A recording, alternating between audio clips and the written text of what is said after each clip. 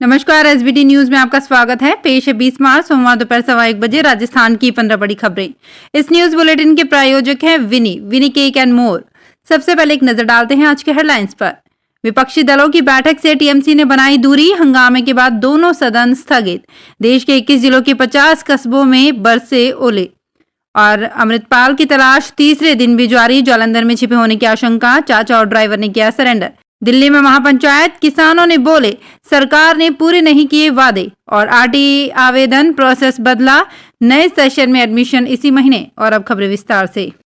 राहुल गांधी की माफी और अडानी मामले पर हंगामे के बाद सोमवार को सदन शुरू होने के 5 मिनट बाद ही स्थगित कर दी गई। दोनों सदनों को 2 बजे तक स्थगित किया गया। विपक्ष ने एक बार फिर अडानी हिंडनबर्ग मामले पर जेपीसी की मांग की। वहीं सत्ता पक्ष के सांसदों ने एक बार फिर राहुल गांधी के कैम्ब्रिज में दिए गए बयान पर माफी मांगने को लेकर हंगामा किया। इधर विपक्षी दलों ने सत्र शुरू होने से पहले ही कांग्रेस अध्यक्ष मल्लिकार्जुन खड़गे के साथ बैठक की, जिससे ममता बनर्जी की टीएमसी ने दूरी बनाए रखी। देश के कई राज्यों में पिछले एक हफ्ते से बेमौसम बारिश और ओलावृष्टि हो रही है। रविवार शाम को भी मध्य प्रदेश, राजस्थान और दिल्ली एनसीआर में जमकर बारिश हुई। मध्य प्रदेश के 36 जिलों में 100 जगह बारिश हुई। 21 जिलों के 50 कस्बों में ओले बरसे। इसके चलते मध्य प्रदेश में कश्मीर जैसा नजारा हो गया। राजस्थान के भी जयपुर, अलवर, बांसवाड़ा समेत कई जिलों में रविवार को भी ओले गिरने के साथ बारिश हुई। मौसम विभाग के मुताबिक अगले 2 दिन जोधपुर, बीकानेर, अजमेर, जयपुर, उदयपुर, कोटा, भरतपुर संभाग में बारिश के साथ बिजली गिरने की आशंका है। पंजाब में वारिस पंजाब डे के चीफ अमृतपाल सिंह की तलाश सोमवार को तीसरे दिन भी जारी है। पुलिस को अमृतपाल के जालंधर में छिपे होने की आशंका है। जिले के सभी एंट्री और एग्जिट पॉइंट्स पर नाकाबंदी कर दी गई है। अमृतपाल के गांव जल्लू खेड़ा में भी फोर्स तैनात है। जम्मू कश्मीर और हिमाचल से लगी पंजाब की सीमाओं को भी सील कर दिया गया है। अमृतपाल के चाचा और ड्राइवर ने रविवार देर रात पुलिस के सामने सरेंडर कर दिया है। दोनों ने उस सफेद मर्सिडीज कार के सामने सरेंडर किया है जिसका इस्तेमाल अमृतपाल करते थे। अब तक 114 लोगों को गिरफ्तार किया गया है। दिल्ली के रामलीला मैदान में किसान महापंचायत की शुरुआत हो गई है। किसानों का सरकार पर वादे पूरे नहीं करने का आरोप है। रामलीला मैदान में आयोजित महापंचायत में देश के अलग अलग हिस्सों से किसान शामिल होने के लिए पहुंच रहे हैं। महापंचायत का आयोजन संयुक्त किसान मोर्चा की अगुवाई में किया गया है। रामलीला मैदान में सुरक्षा के चाक चौबंद इंतजाम किए गए हैं। संयुक्त किसान मोर्चा ने कहा कि सरकार ने जो वादे किए थे उन्हें पूरा नहीं किया गया है। शिक्षा का अधिकार कानून के तहत निजी स्कूलों में होने वाले निःशुल्क प्रवेश की प्रक्रिया इस महीने के अंत तक शुरू होगी। नए सत्र 2023-24 के लिए होने वाली प्रवेश प्रक्रिया में आवेदन के लिए 20 दिन मिलेंगे। शिक्षा विभाग ने इस बार आरटीई की प्रवेश प्रक्रिया में बड़े बदलाव किए हैं। पहली बार निजी स्कूल में प्री प्राइमरी 3+ से लेकर पहली कक्षा तक एक साथ प्रवेश हो सकेंगे। अभिभावकों को 5 निजी स्कूलों में एडमिशन की वरीयता भी बतानी होगी। इसके अलावा भी अन्य कई बड़े बदलाव किए गए हैं। मामला कोर्ट में जाने के बाद विभाग ने पिछले दिनों सत्र 2022-23 के लिए प्री प्राइमरी कक्षाओं में प्रवेश प्रक्रिया प्रारंभ की थी। कांग्रेस के हाथ से हाथ जोड़ो यात्रा राजस्थान में सबसे पहले मालवीय नगर विधानसभा क्षेत्र में समाज कल्याण बोर्ड के अध्यक्ष डॉक्टर अर्चना शर्मा के नेतृत्व में 52 दिन चलने के बाद पूरी हो गई है। इस दौरान यात्रा प्रतिदिन 10 से 15 किलोमीटर चलकर 52 दिन में लगभग 600 किलोमीटर का सफर तय किया गया। इन सब के बीच कार्यकर्ताओं ने विधानसभा क्षेत्र के 188 बूथों को कवर करते हुए प्रत्येक कॉलोनी, प्रत्येक मोहल्ले की गलियों में, प्रत्येक घर तक पहुंचकर जनसंपर्क किया। साथ ही मालवीय नगर में किए गए विकास कार्यों का ब्यौरा पत्रक के माध्यम से लोगों में वितरित किया। राजस्थान में राजस्व विभाग व रेवेन्यू बोर्ड के बीच तालमेल नहीं होने के कारण 70% तहसीलों में पूर्णकालीन तहसीलदार नहीं है।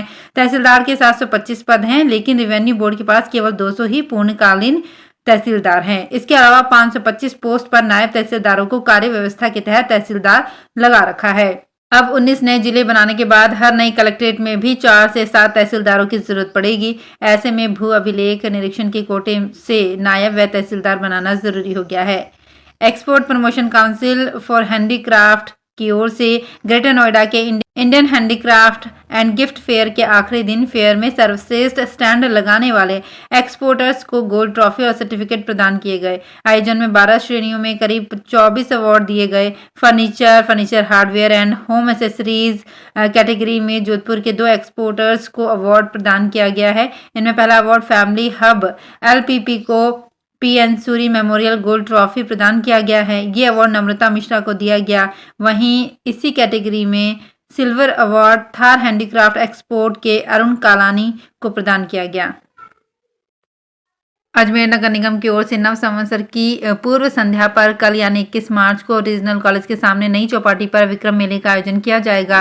इसकी तैयारियां पूर्ण कर ली गई है। कार्यक्रम के दौरान 2080 दीपकों से आना सागर चौपाटी जगमगाएगी।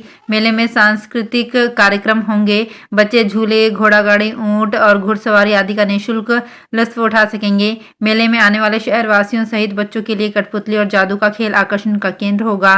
खेल प्रतिभाओं, साहित्यकारों, कलाकारों, फोटोग्राफर्स को प्रशस्ति पत्र और प्रमाण पत्र देकर सम्मानित किया जाएगा।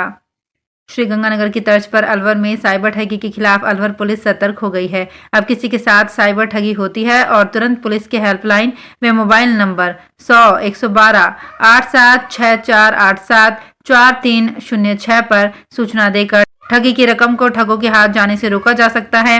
इसके लिए अलवर एसपी आनंद शर्मा ने साइबर क्राइम रिस्पांस सेल गठित की है। समय पर शिकायत मिलने से रकम को होल्ड कराकर रिटर्न कराया जा सकता है। इस सेल ने श्रीगंगानगर में 90 लाख रुपए रिटर्न कराए थे। सोने के आभूषण बनाने के लिए सुनार ने एक परिवार से लाखों रुपए हड़प लिए। मामला सीकर जिले के श्री माधोपुर थाना क्षेत्र का है। वीरेंद्र, जो कि डाबला नीम का थाना सीकर जिले का रहने वाला है, उसके 3 भाइयों यादराम, राजकुमार और उसने अपनी मां के पहनने के लिए सोने के आभूषण के लिए श्री माधोपुर के सुरानी बाजार स्थित केयर ऑफ मांडन ज्वेलर्स दुकान पर गए। उन्होंने सुनार रमेश सोनी व दिनेश सोनी से अपनी मां के लिए सोने का 12 तोले का हमेल बनाने के लिए कहा। इसके एवज में सुनार के खाते में 6,47,000 रुपए ट्रांसफर कर दिए, लेकिन सुनार ने अब तक हमेल नहीं बनाया है और न ही पैसे लौटाए हैं। राजस्थान की जनता का इंतजार जल्द ही खत्म होने वाला है। अप्रैल के पहले सप्ताह में जयपुर से दिल्ली के लिए वंदे भारत एक्सप्रेस ट्रेन की शुरुआत हो जाएगी।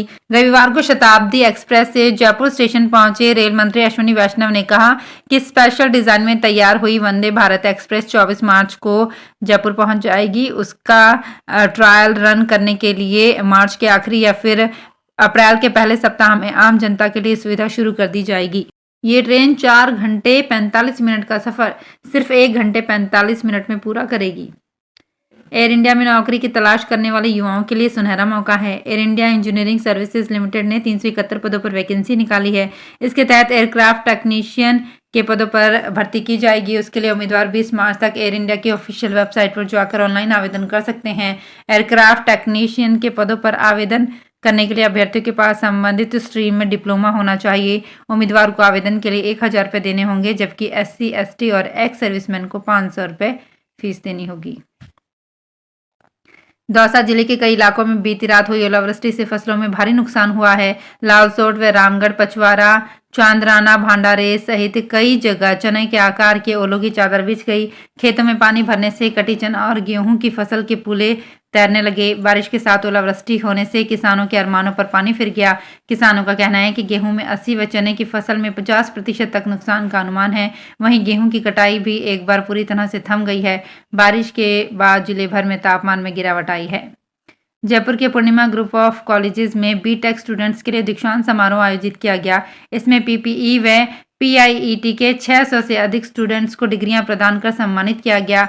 PCE के 8वें दीक्षांत समारोह में सेंट्रल यूनिवर्सिटी राजस्थान के vice chancellor doctor Anand Bhalerao मुख्य अतिथि थे, जबकि पूर्णिमा ग्रुप के director general MKM Shah guest of honour थे। मुख्य अतिथि डॉक्टर आनंद भालेराव ने समाज के विकास में इंजीनियर्स की भूमिका को रेखांकित किया। इस अवसर पर इंस्टीट्यूट के स्टूडेंट्स को डिग्रियां प्रदान की गई। तो फिलहाल इस बुलेटिन में इतना ही, फिर हाजिर होंगे कुछ और बड़ी खबरों के साथ।